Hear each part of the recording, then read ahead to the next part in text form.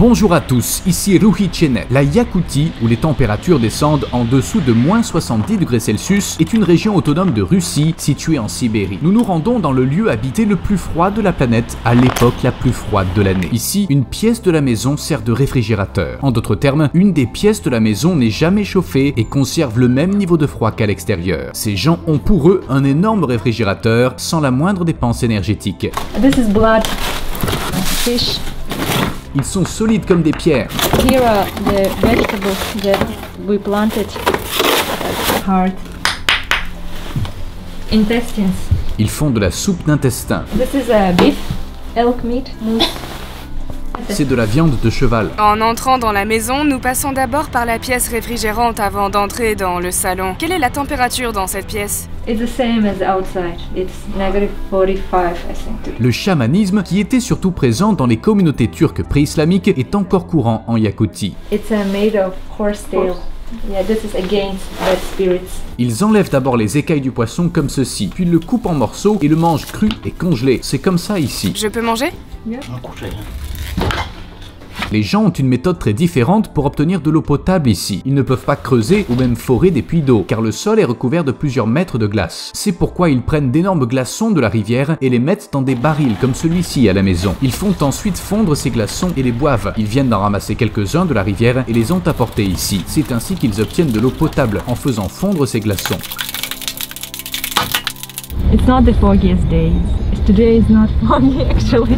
Dans une Yakoutie à la population totale, estimée à 1 million d'habitants, environ 300 000 personnes vivent ici. 46% des habitants sont yakoutiens et 40% sont russes. Les yakoutiens sont d'origine turque. Leur langue officielle est le yakoute, qui ressemble à un mélange de turc et de russe. Selon une enquête, environ 40% des gens ici sont chrétiens, 26% sont athées, 13% sont adeptes du tangrisme ou du chamanisme, 2% sont musulmans, 17% sont spirituels mais ne s'identifient à aucune des religions. Vous pouvez aller voir la chaîne YouTube de Maria dans la zone de description. Pendant notre voyage en voiture, Maria nous a demandé d'arrêter la voiture. Et conformément à ses croyances, elle a attaché des rubans aux arbres de la forêt pour éviter les accidents lors des voyages entre les villes et à remercier la nature. Elle nous a demandé d'en faire de même. Les Yakoutiens sont un peuple attaché à la tradition, mais tous ne parlent pas le yakoute, alors que tous les habitants de la région connaissent le russe. De même, presque aucun des Russes vivant ici ne connaît le yakoute. Dans les écoles, l'enseignement se fait principalement en russe. Des politiques de russification et d'assimilation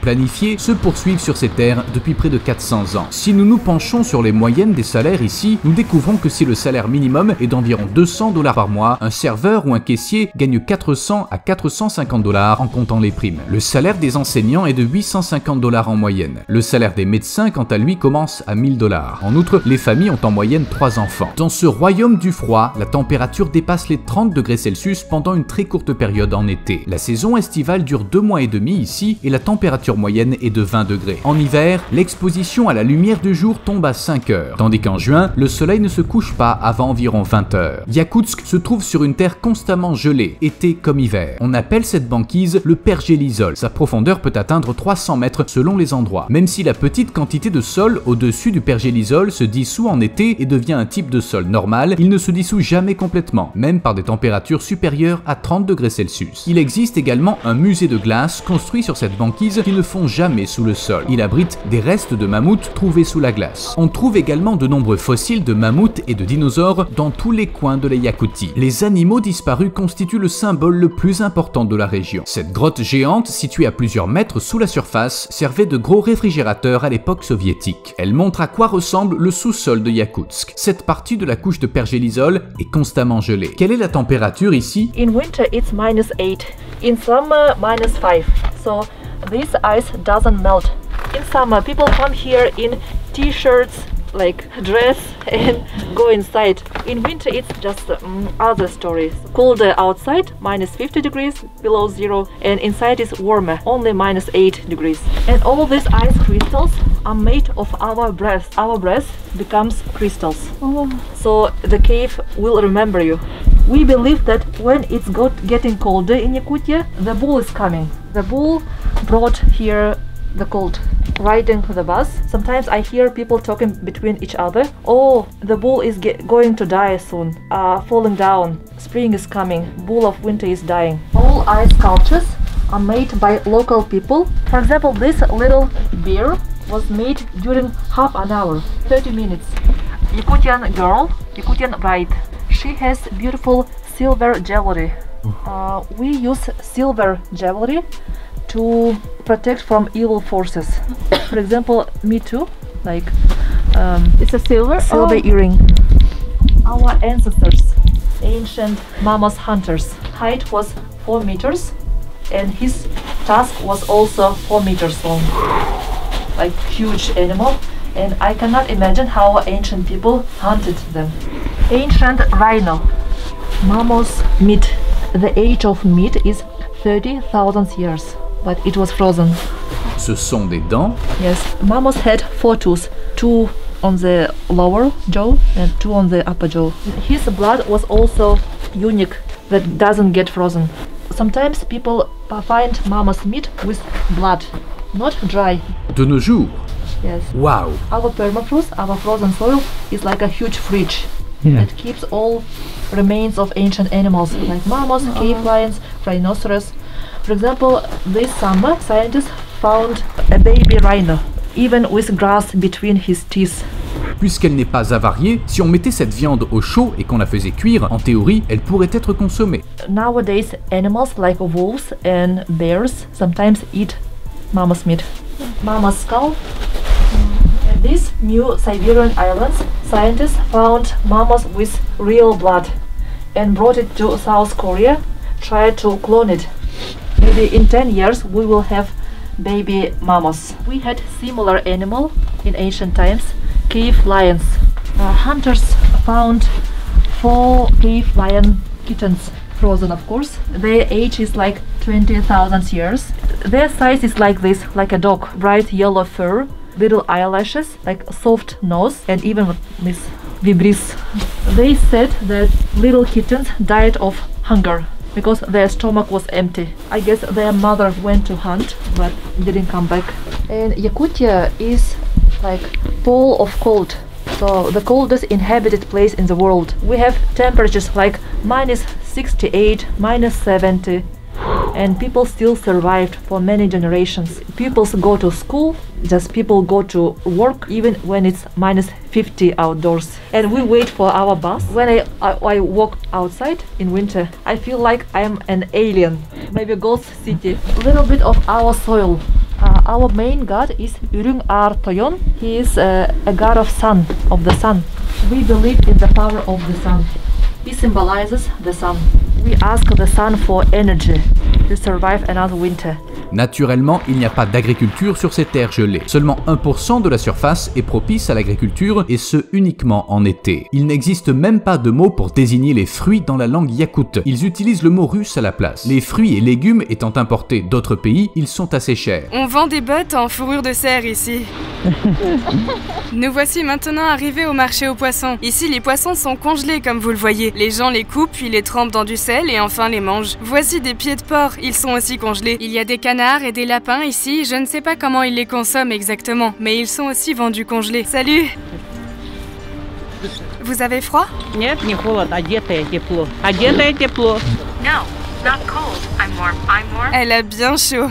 Vous pouvez me montrer ce que vous portez à l'intérieur? Mon téléphone ne fonctionne pas. Штаны короткая. Здесь, чтоб не замерзло, вот так ношу короткие это. О, мне 59. Elle a 59 ans. Je ne sens pas ma main. Обычно туристы так делают. Вере. Je ne peux pas le remettre car je ne sens pas ma main. Mais bon. Oh. Ils ont mis de la fourrure sur le sol. Oh, allons voir par là. Voici une tête de vache congelée. Et vous serez d'accord avec moi, elle est assez flippante. Это моя корова. Это жеребятина, вот. Это C'est de la viande de cheval. J'essaie. Allez, il la mange probablement crue. C'était comme manger de la glace, je n'ai rien compris. La viande a fondu dans ma bouche. J'ai vraiment du mal à croire que je viens de manger ça. J'ai l'impression de n'avoir aucun goût dans la bouche. C'est comme manger de la glace, ça fond dans la bouche. Ici, les gens n'achètent pas la viande au poids, mais en bloc, comme ça. De toute façon, elle n'est pas difficile à stocker pour eux. Ils mettent leur viande sur leur balcon et la consomment morceau par morceau. J'ai mangé de la viande de cheval. Elle était crue et congelée. Ces poissons sont les plus chers, mais les plus délicieux, les Nelma ou inconnus. Ils sont pêchés dans l'océan Arctique, au-dessus des terres de la Russie, avant d'être amenés ici. Ce sont des poissons sauvages. De plus, comme il n'y a pas d'installation industrielle ici, ils pêchent ces poissons directement dans l'océan Arctique. Ils sont donc très sains. Il n'y a aucun risque à manger du poisson congelé comme ça, parce que les microbes sont déjà morts. Les habitants disent que c'est très sain. Вот люди хотят поехать, дай-ка пойдем-ка пошли. Напротив. Вот выйдет. Le brouillard est revenu dehors. Je ne vois pas plus loin que le bout de mon nez. Regardez ça, le pare-brise est fissuré à cause du froid. D'ailleurs, contrairement au reste du monde, les volants sont à droite ici. Mais fait intéressant, le trafic s'écoule du côté droit comme dans le reste du monde. Les volants sont à droite car la plupart des voitures sont importées du Japon. Quelle est la température ici? Il fait moins 45 degrés dehors. Il y a des centres de combustion de gaz naturel dans chaque quartier. L'énergie est distribuée aux bâtiments par les tuyaux que vous voyez ici. Par conséquent, les factures de gaz naturel ne sont pas aussi élevées qu'on pourrait le penser. Elles sont d'environ 20 $ américains par mois. Si ces tuyaux sont construits au-dessus du sol, c'est que le sous-sol est complètement gelé. Les statues dans les rues sont faites de glace et ne fondent évidemment pas. Les prix des fourrures commencent à quelques milliers de dollars. Les jeunes préfèrent généralement les vestes épaisses. Ceux qui peuvent se le permettre portent de la fourrure de la tête aux pieds et les sous-vêtements sont en laine ou en mohair. Il est à peu près impossible d'aller directement d'un endroit à un autre à pied. Et si vous insistez pour marcher jusqu'à votre destination, cette promenade, qui prendrait normalement une vingtaine de minutes, durera une bonne heure. Il faut s'arrêter dans des endroits tels qu'une épicerie pour se réchauffer toutes les 5 minutes. Par conséquent, beaucoup de gens prennent le taxi, même pour de très courtes distances. Compte tenu de la situation financière de la population locale, les taxis sont assez bon marché. Les transports publics urbains, quant à eux, sont assurés par de vieilles machines japonaises le long de la route de 2000 km construite par des prisonniers envoyés en Sibérie du temps de la Russie soviétique. Le cheval yakoute est l'un des rares animaux vivant dans le pays, mais il est assez différent des chevaux normaux. Ces animaux sont plus petits et leur fourrure est plus épaisse. Ils sont sauvages et vivent leur propre vie dehors tout l'hiver. Par exemple, ils peuvent percer un trou tout seuls sur un lac gelé pour boire de l'eau en frappant leur fer sur le sol. Le territoire de la Yakoutie compte environ 700 000 rivières et 800 000 lacs. La superficie totale de la Yakoutie représente environ 1/5 de la Russie et 1/3 des États-Unis. Il s'agit de la plus grande république autonome du monde à l'intérieur de la Fédération de Russie. 40% de ces terres se trouvent à l'intérieur du cercle arctique et un visa octroyé par la Russie est indispensable pour y voyager. Sa capitale est la ville la plus froide du monde et Yakoutsk. Chaque année, environ 2000 visiteurs étrangers se rendent à Yakoutsk. L'immense majorité ne vient pas pour le tourisme, mais bien pour les affaires. Le surnom de la Yakoutie est le trésor de la Russie. C'est l'une des régions les plus riches du monde en termes de ressources naturelles. Yakoutsk, la capitale, a été fondée en tant que ville portuaire sur les rives de la Lena et est devenue au fil du temps un centre commercial grâce à ses riches ressources souterraines. Des ressources naturelles aussi variées que le diamant, l'or, le rubis, le gaz, le charbon, l'argent et le cuivre sont extraites dans la région. 20% des réserves mondiales de diamants et tous les éléments du tableau périodique se trouvent sur ces terres. En outre, 40% des mines d'or de Russie sont situées en Yakoutie. Selon une légende, lorsque le dieu de la création est arrivé à Yakoutsk pendant son voyage autour du monde pour répandre les ressources naturelles, ses mains étaient gelées à cause du froid et il a accidentellement laissé tomber tous les éléments dans sa main sur cette terre. Nous voici enfin arrivés à la fin de notre série de documentaires sur Yakoutsk. C'était le 4e et dernier épisode. Si vous n'avez pas vu les 3 premiers, vous pouvez cliquer ici pour les regarder. Je tiens également à remercier Maria qui nous a aidés tout au long du voyage. Elle est aussi sur YouTube. Vous pouvez cliquer ici pour voir ses vidéos sur sa chaîne Life in Yakutia. N'oubliez pas de vous abonner à ma chaîne. Merci d'avoir regardé. À bientôt pour notre prochain documentaire. C'était Ruhi Chenet.